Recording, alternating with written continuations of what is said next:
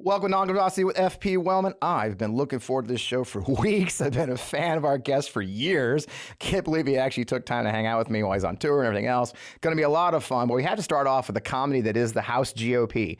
And I don't know if you heard about their Keystone cops looking for informants and the real whistleblower on the Biden crime family, but after 2 weeks of breathless anticipation and teasing they have a real live whistleblower, a credible witness that Vice President Biden himself was involved in crimes, they had to announce this week that he's missing.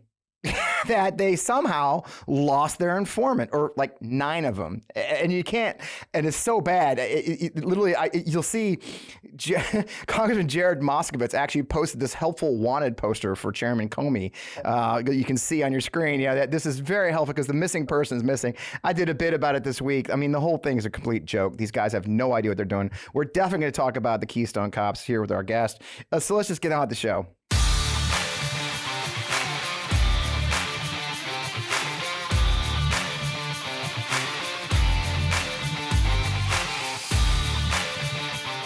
Welcome, welcome, welcome. I am your host, Fred Wellman. As I mentioned, this is On Democracy with FP Wellman. You're in the right place here on the Midas Touch Network and everywhere. It's hard to keep up with all the silliness that is the United States in 2023. I find myself watching the news less, to be honest with you. I kind of watch clips, and I watch comedy more. You know how the joke is always like your Instagram feed, the search bar in your Instagram kind of gives you away, if there's like girls in bikinis. Mine is literally all comedians, Star Wars, and for some reason, bird pictures. I don't know why, but nonetheless. So that's where I go. And so I'm really excited about one of the ones I turn to the most often, of course, is Christopher Titus. He's incredible.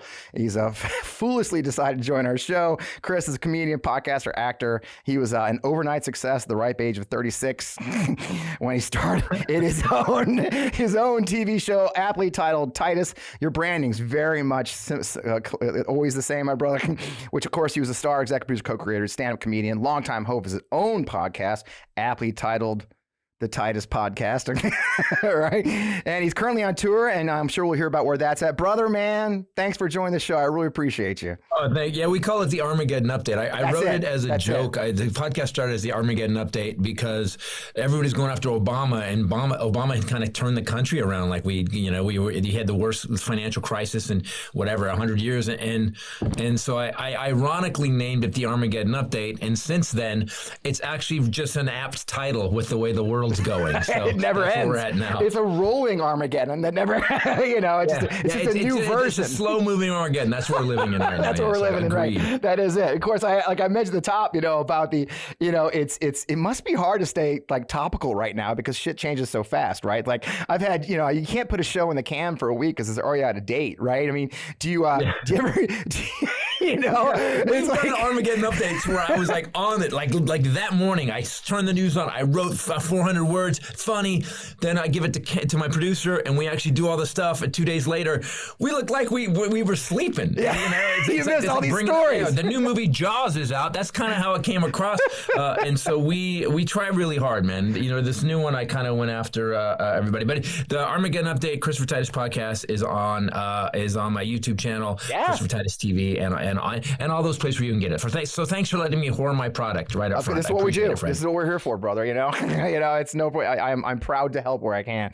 The first time I saw you was Student Veterans of America's National Conference in 2017. I think it was in Orlando, and I saw you live there, and obviously you killed it. But what drags you into a veterans conference? I mean, do you remember that? I mean, it's been a while. I have family all the way back to before they were Navy SEALs, UDT. My dad was in the National Guard. He fought in the Watts riots. That's the best I can give you on my dad. But my uncle Dennis, and then my cousin Scotty, he was in Kenton Stacy. If you know Kenton Stacy, he got blown up in Raqqa. Yeah. He fought. He was the EOD, explosive ordnance disposal. That's what he does. I love it. So I have family that's legit military, like literally hardcore, embedded with Navy SEAL, best of the best. So when in the military asked for anything, I've gone to Iraq twice for the military, and we did shows. I even got Everlast to go. The one thing, and we treat them. It's so funny how we treat the military so bad through history. Like there's still guys from the Civil War that can't get wounds looked at.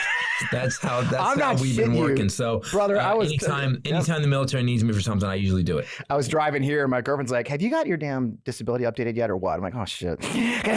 So yeah, topical. I mean, because you were in. I mean, is it getting better? My father-in-law says it's gotten a little bit better. Obama, and it's so funny because when Trump was taking credit for it, I had to literally go, no, that was Pat. What are you doing? It's amazing to me the cognitive dissonance we live in, and I say this on my podcast. I don't blame the con men. The con men will always be con men. I blame the voters. You got to start paying attention.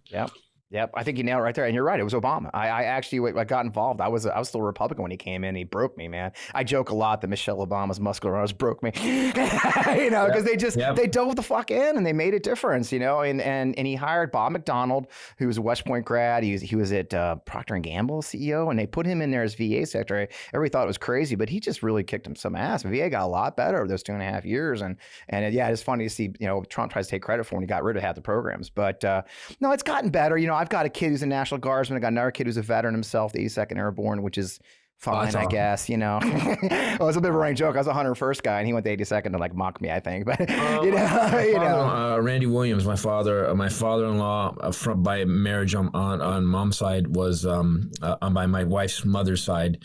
He was Ranger, and he was actually running intelligence in the Middle East. He was the advisor to the Kuwaiti ambassador for a couple of years. He was pretty hardcore. He got me when I was in Iraq. When I was in Kuwait. Yeah. You can't leave the base when you're on tour, and one phone call. He was a colonel, and he got me off the base like that. It was interesting to watch how the power structure works. It is interesting. I was over there in '99 and with the Joint Task Force there at Kuwait, and one of my I gone to this Army school, and one of our classes had been a Kuwaiti Army officer, right? And he was really excited that I was in country, and I called him. I said, "Hey, I'm in Kuwait." He's like, "Yeah, I couldn't leave." Same thing. He could leave the base for missions because Fred, I'm going to pick you up. I'm going to take you on the town to show you. I'm like, "Oh, this is great," I'm like, "All right." So he picks me up in his car. He's got his robes on. We drive into town, and he takes me to McDonald's. There's a McDonald's. I'm like, sweet. So anyway, Kuwait. When we were stationed there back before there was a war, well, between wars, I guess technically, it's the world's boringest country, right? There's just not a lot to do. Did you have the McShawarma nuggets? Because those are awesome, I hear, in Kuwait. I never forget that. Oh, this is great. They're still the phone box, old school. Anyway, these are the things you run into. This is so good, McDonald's. Anyway, I got rid of that local flavor that I was looking for. Luckily, I had to get it in Iraq. I went to 3 tours in Iraq, and I used to joke that people say, "Why'd you keep going back?" I said, "Well, I just love the food, man. I mean, the kebabs. It's the best damn kebab." No, dude. I have to say, Iraq was interesting. I learned a lot about the troops. We were in Fallujah. Yeah. We were in Fallujah when I was performing in Fallujah, and I'm on stage. I'm in the middle of my show. All of a sudden, we hear, boom, and the whole building shakes, and nobody moves. The guys were just like... And then, so I think, well, no one's freaking out. So I continue, and then boom, and the whole building shakes. And I was on stage with and I put my hand on, I'm like, guys, did anyone else hear that? And when the guy goes, this soldier goes, "Hey man, that's outgoing. Don't worry about it. That's outgoing." And then the guy goes, "And by the way, if it's incoming, you'll just see us running. Follow us." Just follow the crowd. Okay, let's continue the show. It's not like a bear. It's not like a bear. You gotta just be faster than everybody else. Really, everybody wants to go.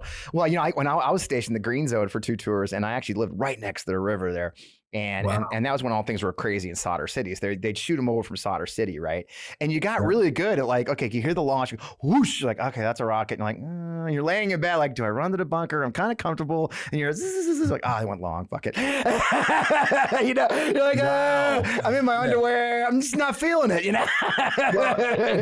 got me to change my mind about stuff. We were walking around, me and Everlast, the second time I took Everlast and he did music for me. And we were walking around Mosul. Yeah. And we just said, let's get out and walk around. We go walk around, and these soldiers come and go, "What are you guys doing?" And I go, "We're just walking around." He go, No. Shh, don't walk around. What are you doing? Right. That's a bad idea. So people see you. My little safe LA life got kind of upended. But the guys were great.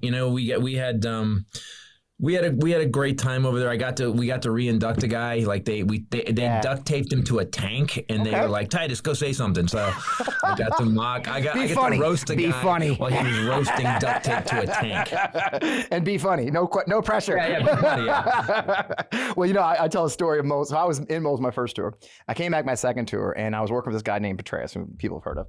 And we were training the Iraqi security forces. So one day we fly up to Mosul, and this is the heat of things in 2005 when they just had the big uprising in Mosul. Things are still pretty tense. And we go to visit this local police station. And Petraeus is Petraeus. If you ever hear stories about him, he's just as crazy as you think he is. And so we're sitting there, and and I'm just the public affairs. I'm the PR guy. You hung out with him on the tour, right? We're the schmucks, or like, I had been a combat aviator. Petraeus made me a PAO. So anyway, so I'm hanging out with them, just minding my own business. And the Iraqi police chief of Mosul is like, "It's very safe, General. You can walk the streets. Everything's safe." He's like, "Oh, okay, cool, all right." And Petraeus goes, "Well, you know what? If it's so safe, let's get some tea." And he jumps up and starts walking out, right? And everybody's scrambling. I'm throwing my shit. Luckily, I never took my shit off because I learned. I knew. So I'm behind him, and there's this big towering Fulberg colonel. I was a little lieutenant colonel, this giant guy, and I'm also a squatty body. So, and I walk, and we're running, and you should see people. He's just walking, no helmet, nothing. He's walking to the gate to go get a cup of tea at his favorite tea shop, and he gets about 3/4 of the way when the police chief grabs, goes, "Major General, please, Lieutenant General, please do not go out." He goes, "Why?" He goes, "It's not safe." And Petraeus goes, "Aha, you said it was." There you go. The same thing we flew out to it was a fob way out. I didn't know Forward Operating Base. I'm like, you get Titus. They actually wanted to add it to her. Do you want to go to Forward Operating Base? And I'm like, hell yeah. Then I find out on the way what a Forward Operating Base is. It's actually in front of the front lines. Yeah. So we go to this little town and we're walking around, and there's this. I do a bit about this. I did a bit about one of my specials. The guy comes out. I don't know what unit he was in. He didn't have a name, but the patch on his thing was a bear raping an eagle. That's it. Whatever unit that is. I don't want to deal with those guys. Guard. So they take it to the second floor. We're in this compound, and then there's a town like maybe 400 yards away. And me and Everlast go on the balcony, and we're looking at the town like this. And all of a sudden, this other dude comes running up the stairs, and he goes, "Guys, can you come back here? Come back here, please." Yeah. And we go behind this wall, and he grabs the little lieutenant that had taken us up there, slams him against the wall, and he goes, "You do know there's snipers right there, right?" And Everlast goes, "Hey, can I beat his ass?" Exactly. So, it was interesting how everyone was nice to you on the bases, and then there was just moments of like, guys, we could all die any second here. So that you guys, and thanks for your service, man. And like my cousin, like he told me the story about when Kent and Stacy got blown up, and it's just. It was some guys they were training. They were training guys in Syria. Yep. And the one thing he told me was they were clearing a hospital. ISIS had just destroyed this hospital. And there was one gurney on the third floor that had some very neatly stacked blanket. Everything else was destroyed. Yeah. So one of the Syrian guys they were training went over and looked at it, which you don't Scotty's EOD. You don't, if anything's different, don't touch it. And when he did it, a piece went by Scotty, and Kenton Stacy went through his throat.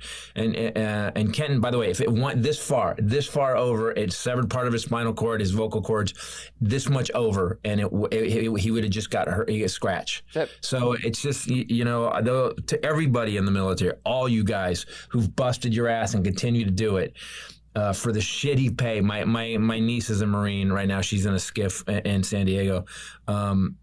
Thank you. And it's not bullshit. I don't have a ribbon on the back of my car. If you guys need me to come perform, I gotcha. I'll do whatever you need me to do. And that's appreciated. Please protect me, though. Don't let me die. Yeah, that's the thing. That's a nice touch. The funny punchline of that whole story too with Petraeus was the colonel looks down at me because I'm tiny.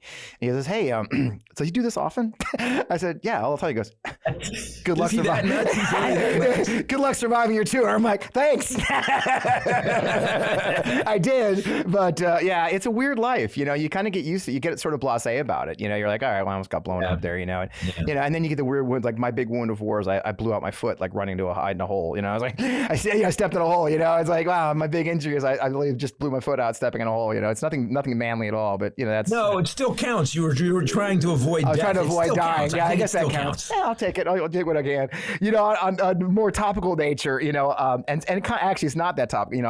I tell stories a lot. If people watch the show, I talk a lot about my Iraq experience, and I did civil affairs, I did public affairs. I mentioned I spent a lot of time with the Iraqis, and it was really interesting talking to them about what life was like under a dictator for 30 years, right?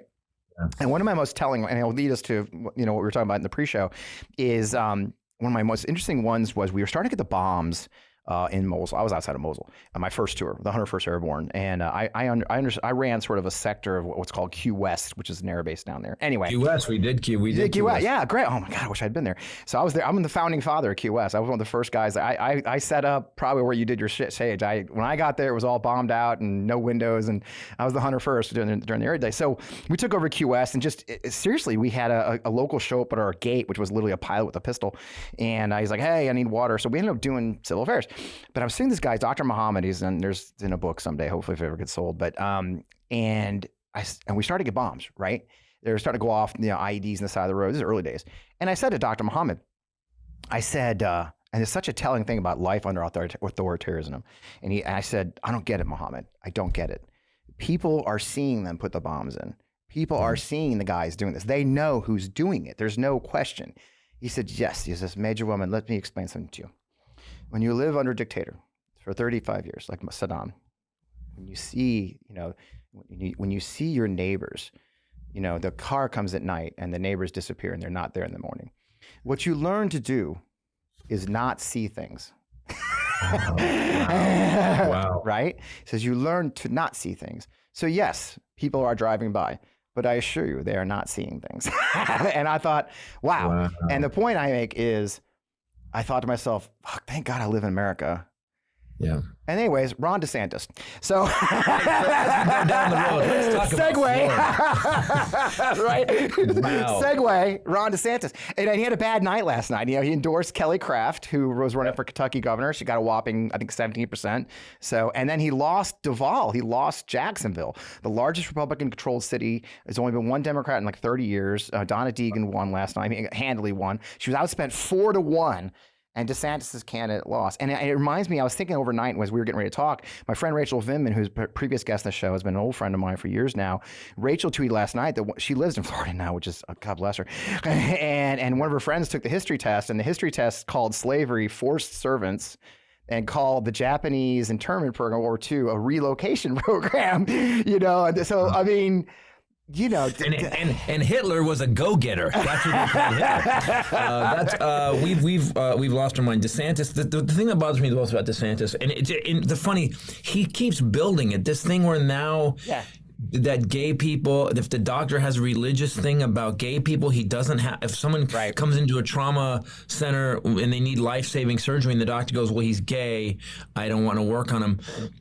If people understood that that's literally Nazi Germany shit. That's literally exactly like, and you can't to lose the humanity of it. And I think the reason what's happening now is, say what you will. Yeah. Republicans got sucked in, and I was Republican for many years. Republicans got sucked into this thing where they were like, okay, I'm a Republican, America, America, America. Well, a lot of those people really believe that, and they really believe in the Constitution. Yeah. And what's happened is the people like DeSantis, Trump, there's a whole group of people now that keep saying it, but even conservatives are like, you're not living it. And DeSantis is such a raging example of how bad it can get. And I have some conservatives in my family that I'm very close to, and I love them dearly. We argue, or we just don't talk about politics. And even they're turning now. They're like, I would rather have a Democrat that actually just does what he's supposed to do than these psychos that are taking rights away from people. I'm not saying it's everybody, but there is a group of maybe if they're right-leaning centrists that are trying to turn you. I mean, like there's guys there's a lot more people like you than I think. I'm a raging liberal now. DeSantis is out of excuse my language, out of his fucking mind. Like, what is going on? Right. Right. And there's no guide to it. And I call those people, we call those people on the show normies. Those are the normie Republicans. And a lot of them, like I have family members in their 80s who've been Republicans their whole lives. And even they're like, hold on now, 34 felony charges, or hold on now. I mean, he just got found liable for sexual abuse. A jury of 9 people unanimously, one guy was, didn't one guy say he was just a avidly watcher of like the Tim Pool podcast? I mean, come on. A Tim Pool. He owned a MAGA hat. Come on. And I still think he raped her. Come on. Exactly. They didn't say rape, though. You're right. They couldn't do it. They couldn't do the rape. Whatever it was. But sexual abuse. At what point we have, there's a shift happening where I think even because we've never lived under a dictatorship, right, it's starting to happen and people are noticing it. Right. And you got to remember, every one of these men who vote all the time on the Republican side has a wife and her rights just got taken away. Yeah. And trust me, there's some conversations happening in the bedroom that the guy's like, yeah, happy wife, happy life. So DeSantis, I don't think it's, I'm praying to God. Well, it's turning because they're trying to kill the voting. They're killing voting rights for young people. They're killing voting rights for making it harder to vote for minorities. Anybody who's going to vote Democrat, they're trying to hurt their vote. What they don't realize is they're also hurting some of the elderly people, making it harder for them to vote. So they're not going to. Their own base. The good news is this. And again, we had my podcast for 12 years. I've been trying to study for 12 years. You've been in it longer. I will say this. There's a point coming where everyone's starting to understand what's happening. And the good news is, because of who they elect and what they do, and they don't have a policy, that the Republicans are effing themselves on a daily basis. The policies, the lack of policies, when all they have is gay people, trans people, deep state, fake news. Own the libs. And then, by the way, and crime. We had crime. Oh, really, yeah. Kevin McCarthy? You have one of the top 10 crime states in the country. Bakersfield, cities. Bakersfield is in the top 10 crimes. How good are you? And so, as long as we keep beating against it, I think eventually it'll soak in. And I wish people would, I'll say one more thing and I'll move on. No. I wish people would understand, the one thing that divided this country was everybody wants to be right. Everybody thinks their opinion's important. What I think. Well, if you want to be right, just look at the facts. We have enough facts. Yeah. Well, yeah, those are facts. Whose facts do you have? Well, there's a professional skateboarder that has a blog in Portland, and he said, okay, that's not a fact, bro. So you people that continue to fight people who have facts, let's even say left. All you have to do is look at the facts, and then guess what? You get to be right. Yeah. You get to be right. Just change your mind. Look at what people always say, you're a Democrat, lefty, libtard. I'm an actualist. Give me the actual what's happening. Right. I've made more money my entire life. I've been doing comedy since 18. I make more money under Democrats. I went back to my taxes. I've made more money every year time we've had a Democratic president. So I'm making a practical decision. I'm not a bleeding heart. I live on a golf course, for God's sakes. I'm just doing the right thing for my country and my family. Right. And I'm not. And if JFK Jr. does come back, he ain't gonna be running on a Republican ticket. No, that's the thing. It's like it's those what you just described used to be when you and I were kids, because we're about the same age. I think you're a couple years older than I am. Those were conservative values. Don't you remember, man? We remember the family and sacrifice for your neighbors and your country and all. Those used to be the conservative values, and now those aren't. Don't even get me started on fucking fiscal conservatism, because none of this is. Did you hear? I think Ron DeSantis. They said this week DeSantis. I think the lawsuits alone against all of his shit policies are like $16 million so far. $16 million in taxpayer money to defend shipping migrants from Texas to, Massachusetts. All the thing, $16 million in legal fees because he wants to, basically that's an in-kind donation to his presidential campaign. Where is that fiscally effing conservative anymore? And that's why I get crazy. And now I'm a bleeding heart liberal now. I don't even complain. I'm not a Republican. I gave that shit up, for Lent 6 years ago. Right. And my girlfriend laughs because she's much more conservative than I am. And she's like, God, you're a freaking liberal. Like, I know. What's up with that?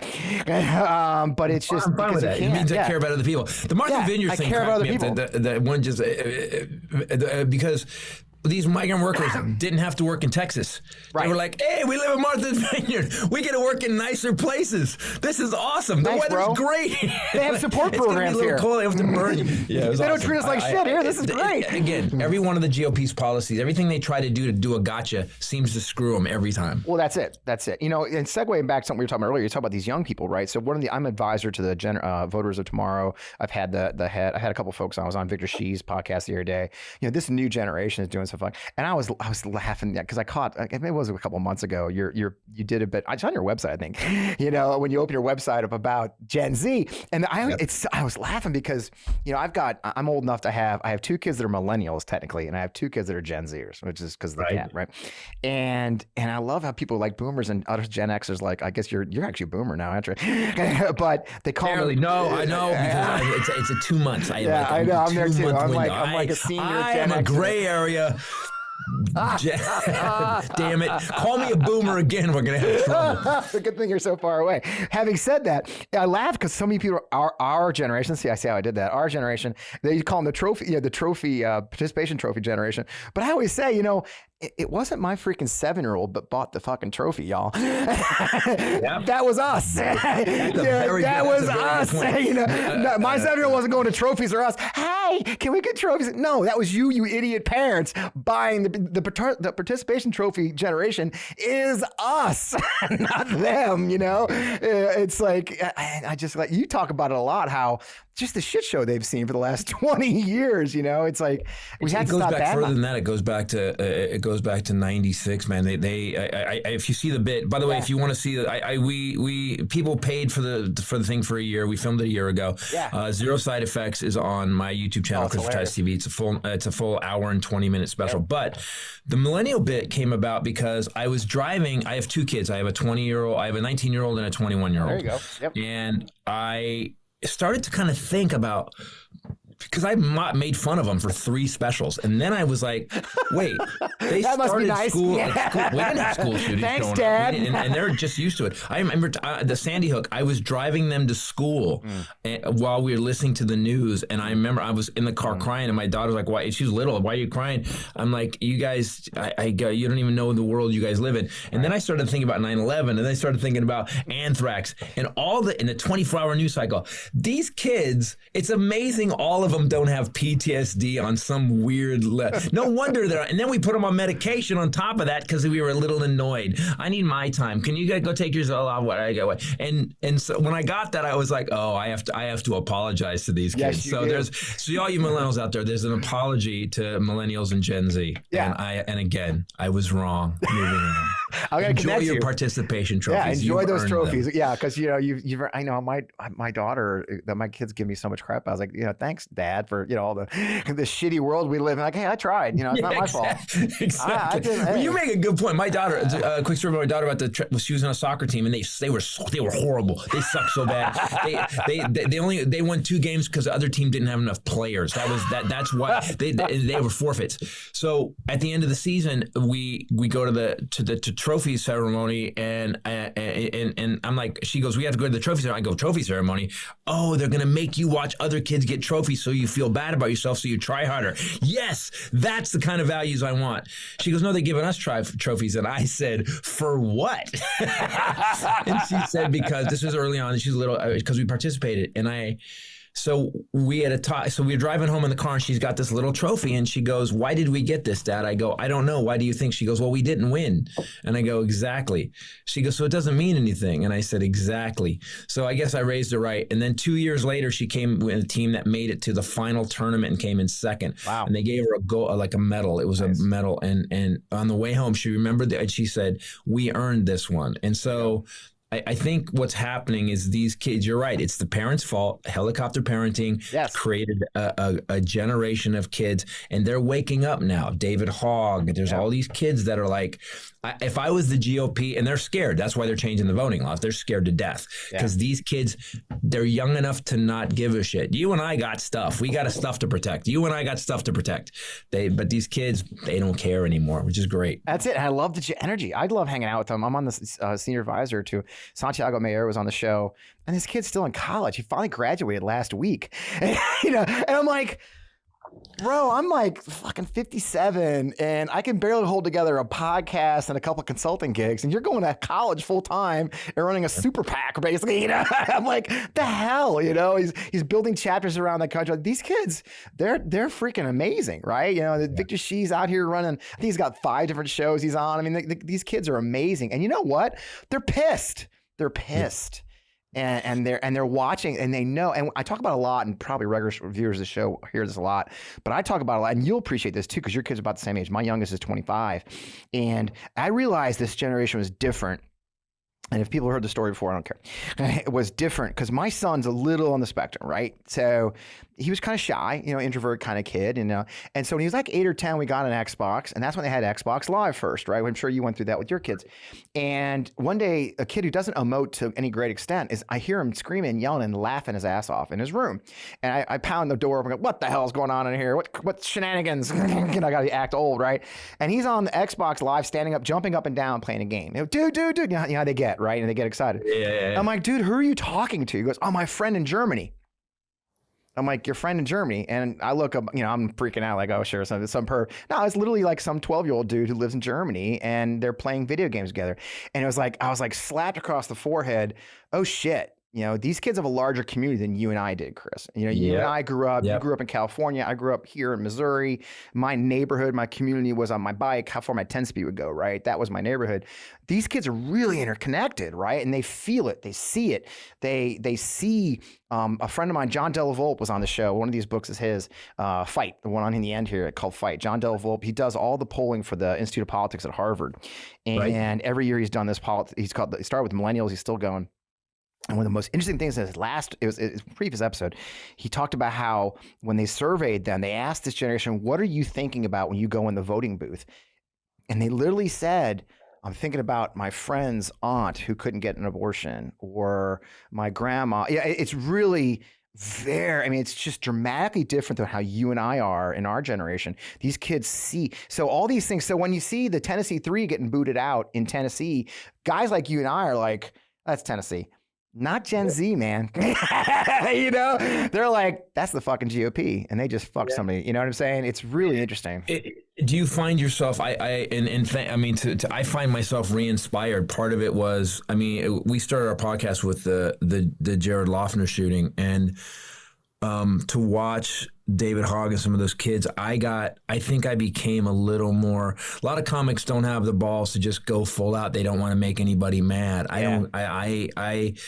My entire life is based on the First Amendment. Every dime I've made is based on the First Amendment, and without it, and without this country, my people came here in 1638. I'm directly right to Robert Titus in the first settlement in Massachusetts. Wow. And we didn't do shit, by the way. There's no Titus Bank or anything. We obviously just drank with the locals. Same. Dude, my guy came 2 years behind you. 1640. So when people say you're un-American, I go, no, I track back to, and you do service. And so to use that against somebody, but these kids inspired me to be more a little like, let's dig into it. Let's get to the facts. And they're going to need us because we're going to have the money to help them get through it. But I'm really, really, really, again, inaction by our government will create activists. And I think that's what's happening now. I think so too. That's a great place to pause for our sponsors. We'll give them a second to talk about our sponsors. We have incredible sponsors this week. I'm thrilled to talk about them. Cold turkey may be great on sandwiches, but there's a better way to break your bad habits. And I'm not talking about some weird mind voodoo or a wacky message board. No, we're talking about our sponsor, Fume, and they look at the problem in a different way. Now, not everything in a bad habit is bad. So instead of a drastic, uncomfortable change, why not just remove the bad from your habit? Fume is an innovative, award-nominated device that does just that. Instead of electronics, Fume is completely natural. Instead of vapor, Fume uses flavored air. And instead of chemicals, Fume uses all natural, delicious flavors. You get it. Instead of bad, Fume is good. It's a habit you're free to enjoy and makes replacing your bad habit easy. Your Fume comes in an adjustable airflow dial and is designed with movable parts and magnets for fidgeting, giving your fingers a lot to do, which is helpful for de-stressing anxiety while breaking your bad habit. The first time I used Fume, I was shocked at how flavorful and fresh it tasted. It's easy to hold and perfectly balanced, and quite honestly, extremely fun to fidget with. The real wood material and sleek design definitely classes it up, and I feel pretty darn cool holding it. Stopping is something we all put off because it's hard, but switching to Fume is easy, enjoyable, and honestly, even fun. Fume has served over 100,000 customers and has thousands of success stories. There's no reason that can't be you. So join Fume in accelerating humanity's breakup from destructive habits by picking up the Journey Pack today. Now, head to tryfume.com and use code FRED to save 10% when you get the Journey Pack today. That's tryfum.com and use code FRED to save an additional 10% off your order today. As you know, I have a big family, and that means there's usually a lot of garbage left over by the end of the week. And frankly, I used to feel really guilty about it, but then I got a Lomi. Now that I have a Lomi, it's changed the way I think about my food waste. Lomi transforms my garbage into gold at the push of a button. Lomi is a countertop electronic composter that turns food scraps into dirt in under 4 hours. Now I love composting. Plus, it's made cooking at home even more fun. There's no food rotting in my garbage, smelling up the kitchen. Thanks to Lomi, I only have to take out the trash like once a week, and it's hassle-free, mess-free, no more leaking bags. So here's something cool too. I turn my waste into nutrient-rich dirt that I can feed to my plants, my lawn, and my big garden in my backyard. That means it's not going to landfills and producing methane gas. I get to help the environment, and that makes my life easier. All my food scraps, plant clippings, and even those leftovers I forgot in the back of the fridge go back into my garden. Help me grow more nutritious food right in my backyard. I learned recently that food waste makes up a huge portion of our personal carbon footprint. So by reducing the amount of food I send to the landfill, I'm helping to do my part for the planet while also feeding my garden. So whether you want to start making a positive environmental impact or just grow a beautiful garden like mine, Lomi is perfect for you. So head to lomi.com/Fred and use the promo code FRED to get $50 off your Lomi. That's $50 off when you head to lomi.com/Fred and use promo code FRED at checkout. Thank you, Lomi, for sponsoring this episode of the show. And we're back. Yeah, I tell you, that's exactly it, right? I think they're much more active. They're much more plugged in, and they ain't playing. And it's funny because you see people discriminate against, say, oh, well, they always start off that way. My favorite one is when people tell, well, you know, everybody starts off a liberal, but they grow to be a conservative when they buy a house. Like, yeah, good luck with that. You know, I mean, I actually went the other way. Yeah, same with me. We got a composter. Yeah, no, I went way the other way. Yeah, I love my compost. That's one of our sponsors. I goddamn love my Lomi. You know, dude, my wife won't turn it off. I'm telling you, like, I've got a giant running all the time. She's got plants growing. That Lomi thing, by the way, they're one of our advertisers too. So Lomi, two thumbs up. There you go. Well, you know, so I'm not gonna let you get away. And I think I informed you the pre-show that Lauren Bobert's getting a divorce, and. Yeah, I mean, she gave a speech, 6 months ago saying about how preserve a marriage through Christianity. And when you chase Jesus, your husband will chase you chasing Jesus, which is a really weird connection, but we'll go with it. But it's very Lauren Boebert, GED style. And this is after Marjorie Taylor Greene. You know, I was working on Marjorie Taylor Greene's opponent campaign when she went through her divorce with her husband, very sneaky and dating Brian Glenn from Right Side Broadcast. And it's like, it's really interesting to see these hardcore Christian, you know, people, and the truth's never what it seems, right? It's like, so she's a hardcore, you know, marriage is everything, but yet another divorce. And they're just like us. But I mean, I don't know how much of a hardcore right? Christian you are for Bobert to have a closed down OnlyFans account. It's really, she's really not. If you track Bobert's history. Oh, yeah.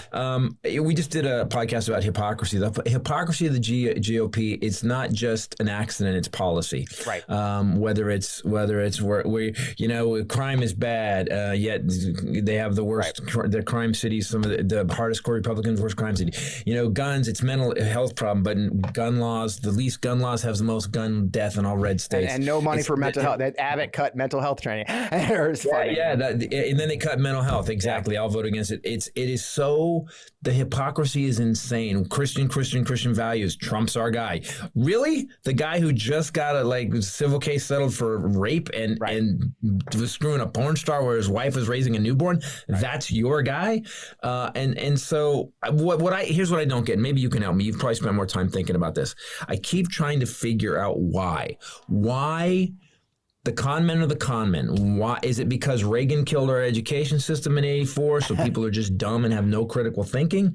Why do these people continue in the face of proven hypocrisy? Right. In the face of why do they continue to vote for these people? I like their policies, is what I hear a lot, right? Even because they exactly. And I always ask them, well, what policy? Oh, the policy. Like, okay, there's a mental gymnastics I see folks do all the time, right? It's like, well, it's not that he's a good Christian, but he's doing the things that we want. Like, again, obviously Trump's not a good Christian, but he did get all those judges that got rid of Roe v. Wade, right? So it's a useful idiot for them to propel themselves, right? I don't think Darth Putin likes Trump at all. I think he thinks he's an idiot, but he's a useful fool for his goals. Idiot, and then the other thing I think too is I think they've all surgically had their shame gene removed, right? And when we find out how that works, right? I mean, I'm always laughing because you see liberals on like social media go, oh, they should be ashamed. Like, really? I mean, do you think that works with them? Like the shame? I mean, you actually did a bit about Al Franken, right? I mean, Al Franken does a comedy bit on a USO tour doing this, posing for the camera. He's out because we shamed him out of the Senate.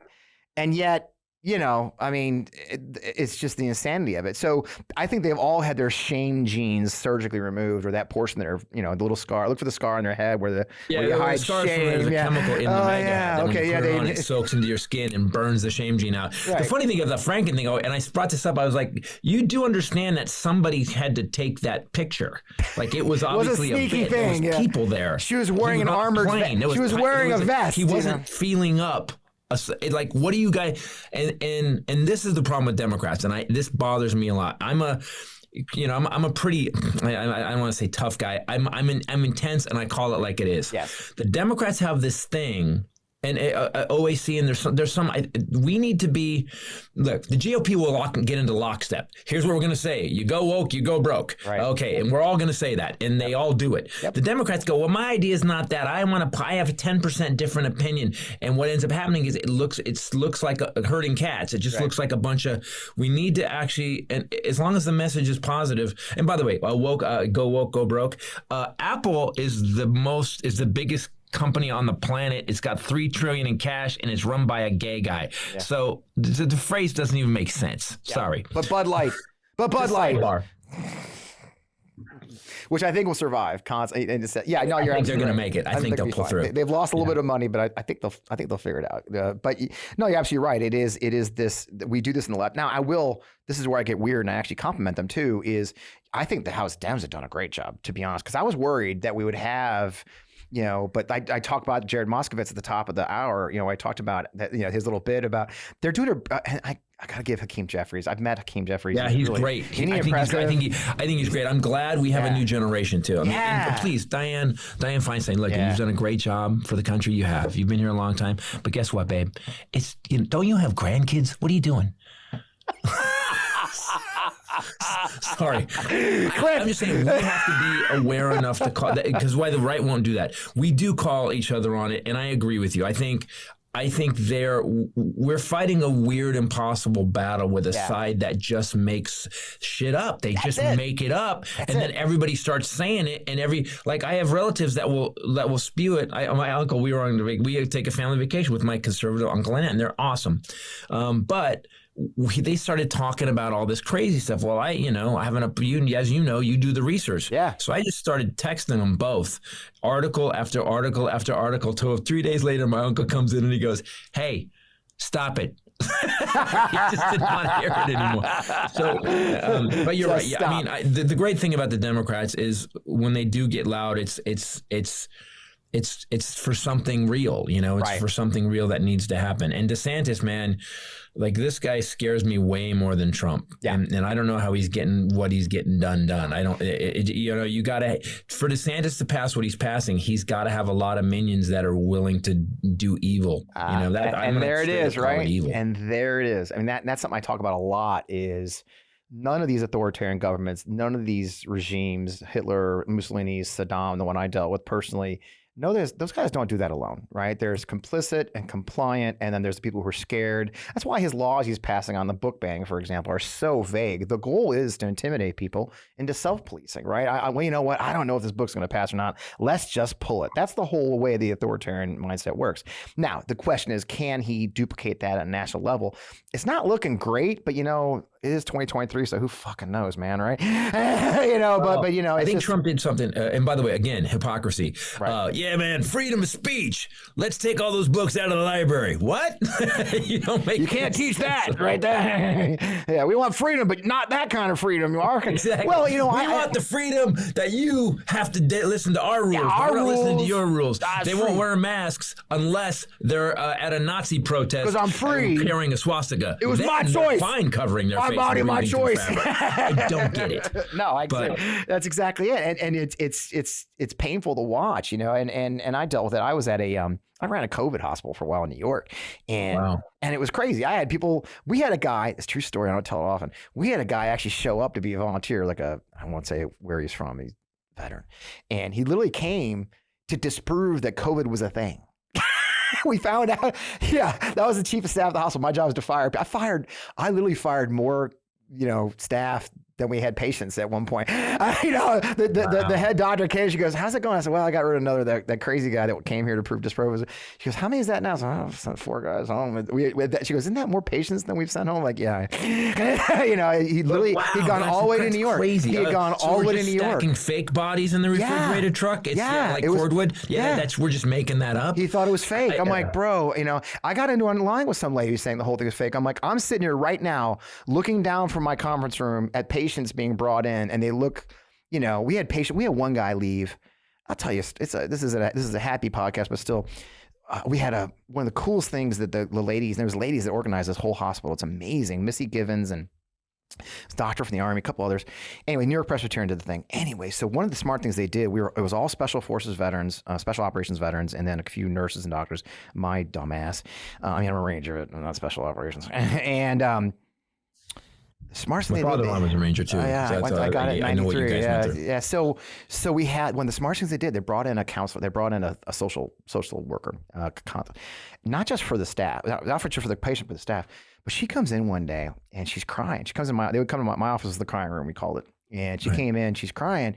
And I said, what's going on? She goes, well, I was just sitting with the patient in the bubble. So this is back in the early days. Remember, we wore the whole bubble suits and stuff, which, you know, I never went in because I was like, look, I got no business. I'm not a tourist. I'm not going to tourist sick people. Okay. So she came out, and this man had gone in there, man, from New York, and he and his wife had both gotten sick. Old man, living in an apartment. You know how New York is, stacked, 20 high. God bless FDNY. They came, picked him up, took him out. While he's in the hospital, his wife died. He was in the hospital for, I want to say at that point, 3 or 4 weeks. He lost like 35, 45 pounds because it was eating you away. We got him well. Our hospital was sort of a step down unit to get people well. And he was afraid to go home because he'd left 6 cats at home when he got evac'd. Right. So he's like, I don't want to go home. You know, my wife's dead. I don't know what I'm going to find in my apartment at this point. She came in, I'm like, and then I got on Twitter, and I got some fucking woman coming at me like, oh, it's all fake. I'm like, I don't know how, and I said some really bad cuss words that were used against me later, you know, but it's just like, yeah, but that's going back to the delusion you and I are talking about, this huge delusion of many people in our country who have just completely given themselves over to the insanity and listening to the insanity and believing it. It's really, it's terrifying, and we could go on for a whole show about that. It's terrifying, but if you look at history, this has happened throughout history. It's not unusual. It happened to the Germans. I mean, if you go, Italians. I mean, and people are, I don't understand. The facts are easily accessible. The problem is that we had this guy who basically, Trump came in and did what Goebbels did and said that you keep saying the lie enough, it becomes the truth. Right. And the weird part is to watch. I have a relative. I'm married into the family who's, I'm not going to tell you who it is, but he's at the top of one of the big conservative organizations that I mean, and him and I have a problem because he makes money off of this. He makes money off of lying. His entire job is based on going after Democrats. That's his entire, and he gets paid a lot of money for it. Yeah. And and he married into a family, and listen, if you're lying to a group of people and you're smart enough to know you're lying, you're part of the problem. Right. And we have a country right now that there's a lot of dumb people that continue. Look it up. How about this? You ever have someone do this to you? They go, man, yeah, here's this happened in COVID. And I go, well, show me those facts. I always say, link me. Here's my phrase. Fact me or fuck off. That's what I say. So I said, so link me to that. Yeah. It's not my job to do your research. Yeah, not your Google. Yeah, exactly. Yeah. Like, that's the weirdest thing I've ever heard. It's not, but you're saying something that sounds insane. Just show me, because I'm this guy. Yep. You show me the proof, I'm on your boat, because now I have new information. Now I'm smarter. Right. And I just don't see the end game. I don't see what they're hoping is going to happen. What do you think is going to happen? They're going to put your dumb ass in charge if they take over? That's not going to happen. You're just going to be part of the when these guys take over. And I just wish people understood history. I wish people understood the steps that we're taking to get where. I mean, if we don't stop this, it's going to. DeSantis is literally like a test case. It's like there's a lab in Florida. How far can we push this? Right. But to make it so that gay people or trans people can't get life-saving surgery if the doctor has a problem, it's a lot different than I'm not going to bake a cake for a gay couple. Yeah. So I don't know. It's escalated pretty bad, and I think you nail it. And I mean, I guess I try to end on a hopeful note, right? I still have this weird. Why'd you have me on? So anyway, good talking to you, but not this week, y'all. No, I'm gonna try. Look, this is me. I'm a professional, man. Trust me.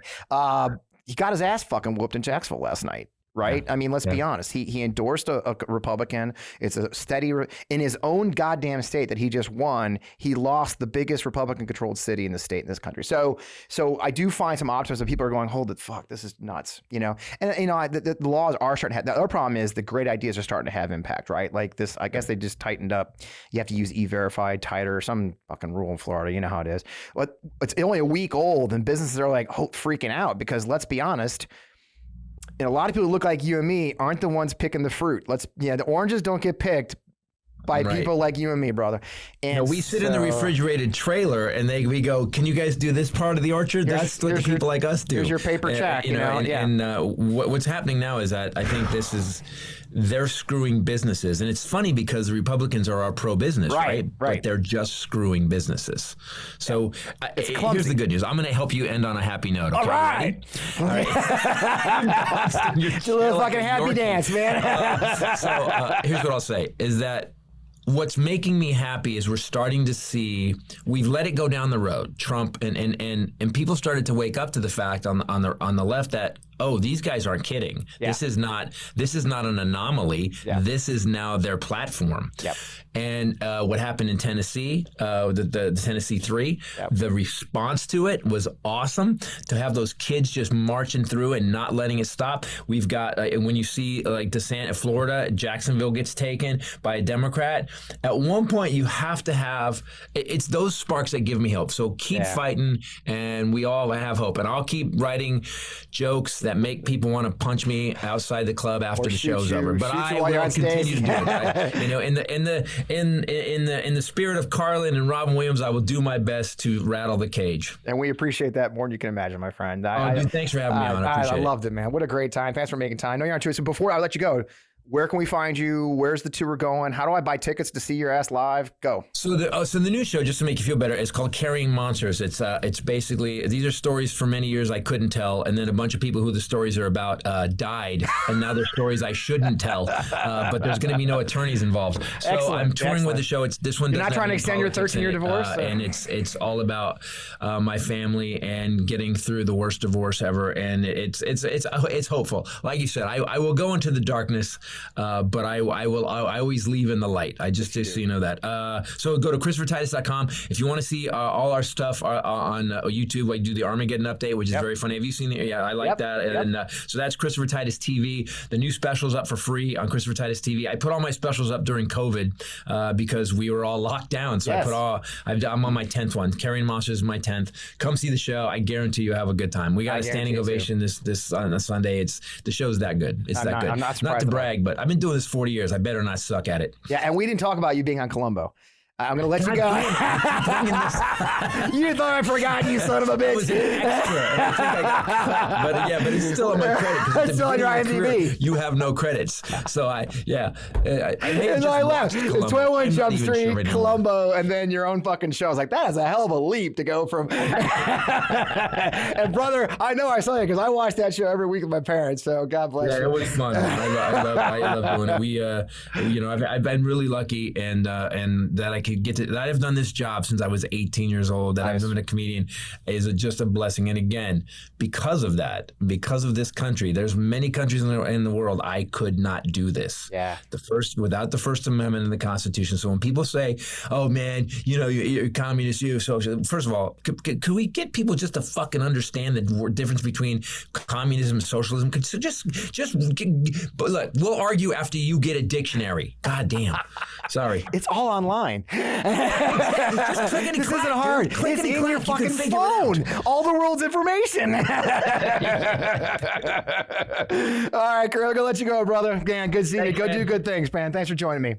See you, bud. See ya. Man, that was a blast. I knew it'd be fun. I think I hope I didn't blow your ears out laughing, you guys. I do enjoy this job. I can't believe I get to do this.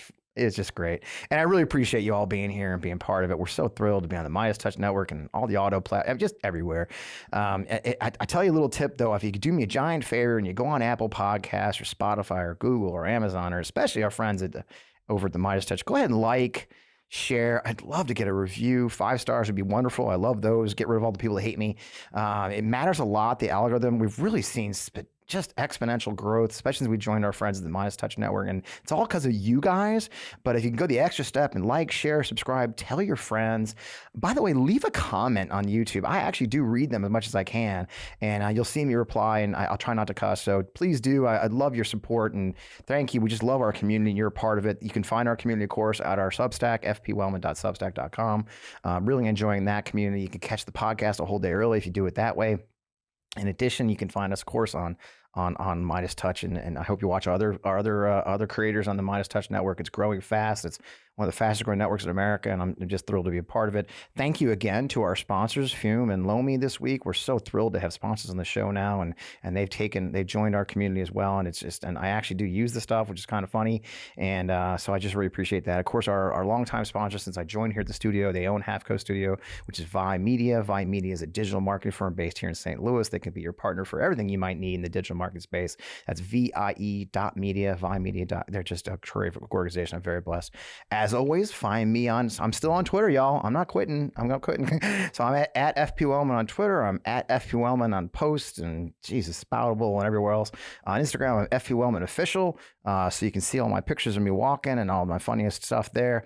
As always, on Democracy Pod on Twitter as well. We are here every week. I got another great guest next week. I'm pretty excited about who we've got lined up. We're going to nail it down this week, and I think it's going to be a really special show in addition to the special show we had this week. So it just keeps getting better because of you guys and the large audience, the large community. Cool people want to be a part of this, and that's on you. So thank you so much. I can't wait to see you next week.